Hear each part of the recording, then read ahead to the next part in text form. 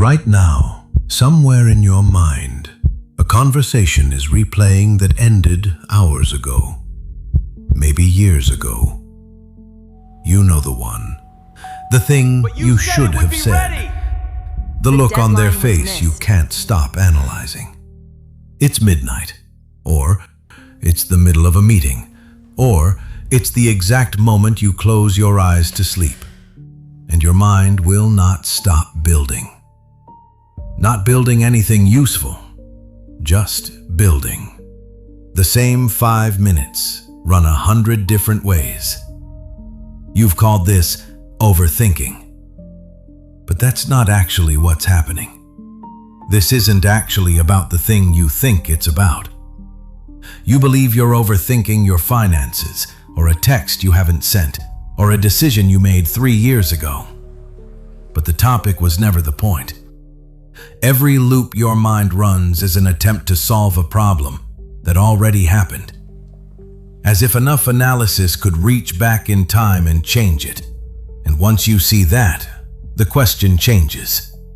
It's no longer, why can't I stop thinking about this? It's, why does my mind believe that thinking is the same thing as being safe? That's the real question. And the answer starts somewhere you wouldn't expect. Psychologists have a name for what your mind is doing at 2 a.m. They call it rumination, the tendency of the mind to circle back to the same loop over and over, especially around uncertainty or something unresolved. And here's the part that changes how you see yourself. Rumination isn't a sign of weakness. It's usually a sign that your brain is unusually good at one specific thing: pattern recognition. It's scanning, always processing, always looking for the piece it missed. The problem was never the intelligence. The problem is that the scanning never gets a signal to stop.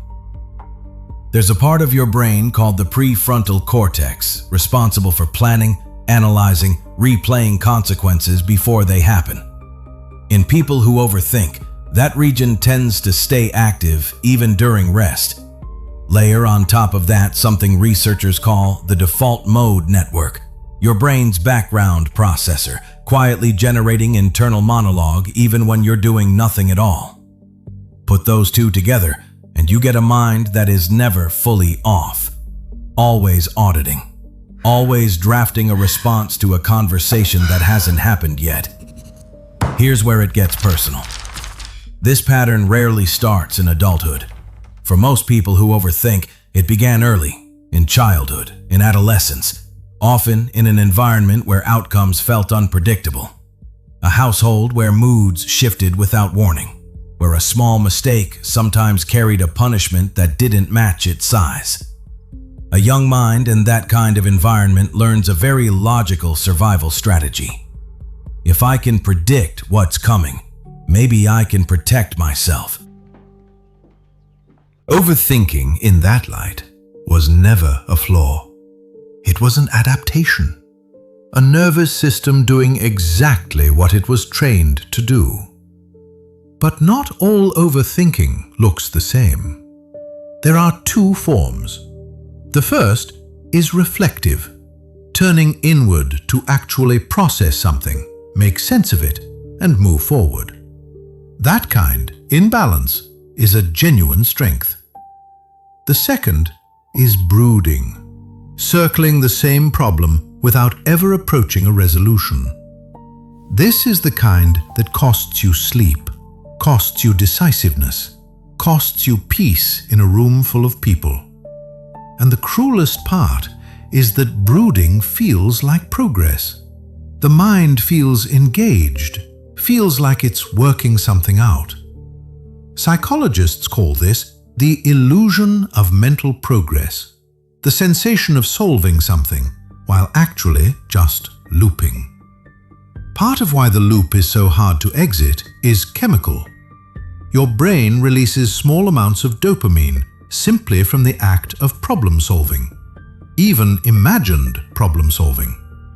So when you replay a conversation, constructing arguments, analyzing every angle, some part of your brain is being quietly rewarded.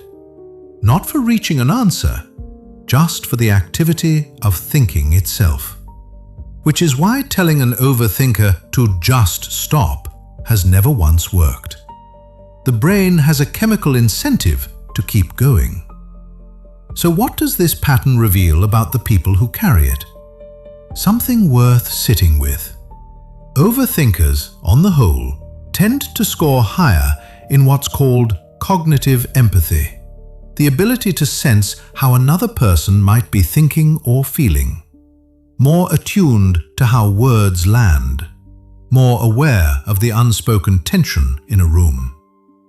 The same engine that exhausts you is the one that makes you perceptive. But perception without resolution is exhausting. You notice everything. You feel the weight of every possibility. And the more you think, the further away clarity seems to get.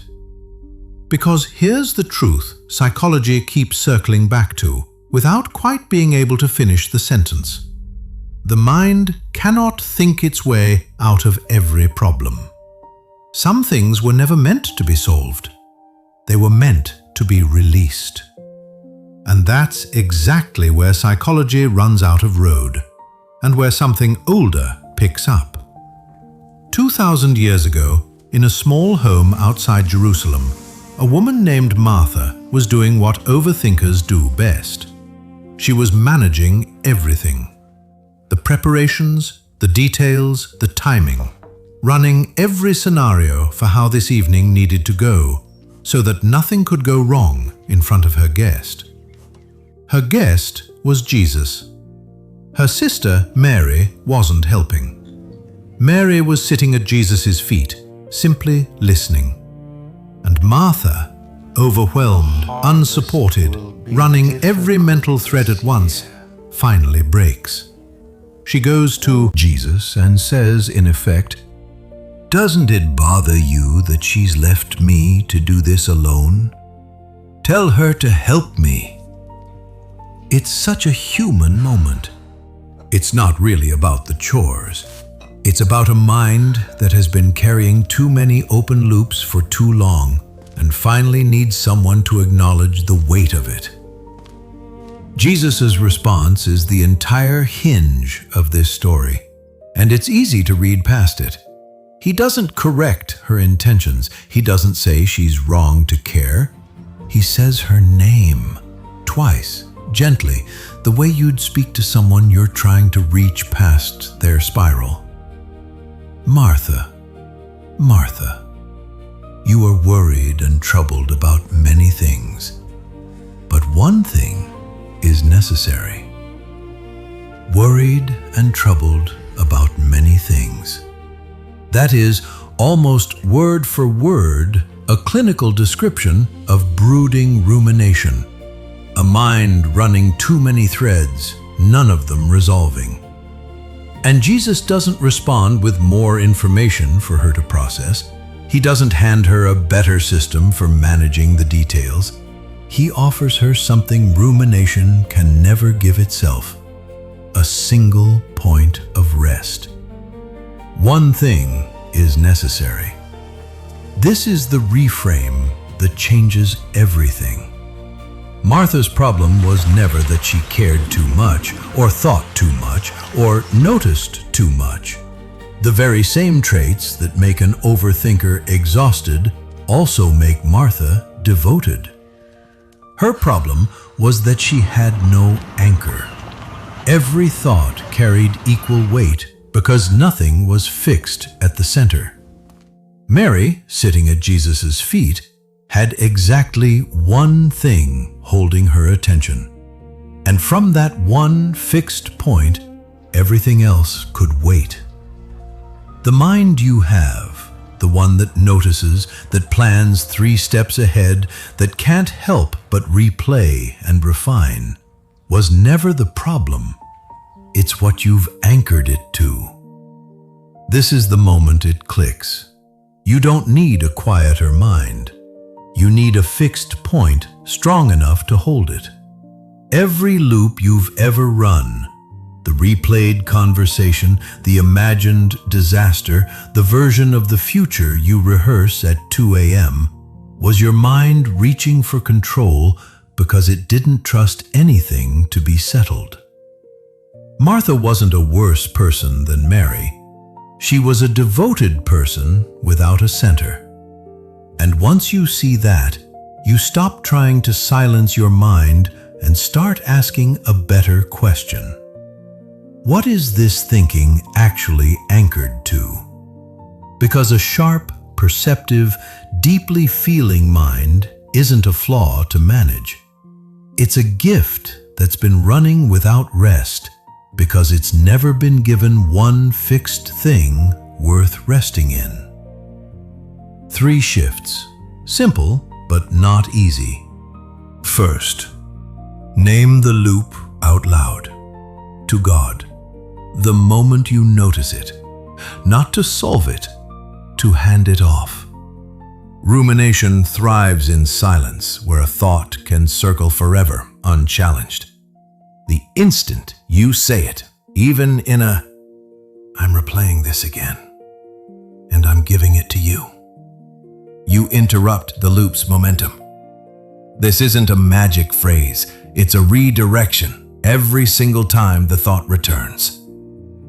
Second, ask one question before you spiral. Is this thought solving something or just repeating something? Reflective thinking moves somewhere. Brooding thinking just loops. If you can't identify one new insight from thinking about it again, that's your sign you've crossed from processing into repeating, and it's time to set it down. Third, build one daily Mary moment. Not a to-do list item, a fixed point. 5 minutes with scripture, in silence, before the day's threads start multiplying. Not to add another task to manage, but to give your mind one anchor it can return to when everything else feels unresolved. None of these stop your mind from noticing, planning, or caring deeply. That part of you isn't going anywhere, and it shouldn't. These 3 shifts just give that mind somewhere to rest. You were never the problem you've been trying to think your way out of. The mind that won't stop noticing, won't stop replaying, won't stop trying to protect you from what already happened. That mind was built to be devoted to something. It has simply never been given a center strong enough to hold it. Martha wasn't asked to care less. She was invited to anchor what she already carried to the one thing that wouldn't move. So tonight, when the loop starts again, the conversation, the scenario, the version of tomorrow you're trying to control by thinking about it enough times, you don't have to fight your own mind for silence. You just have to give it somewhere to finally set the weight down.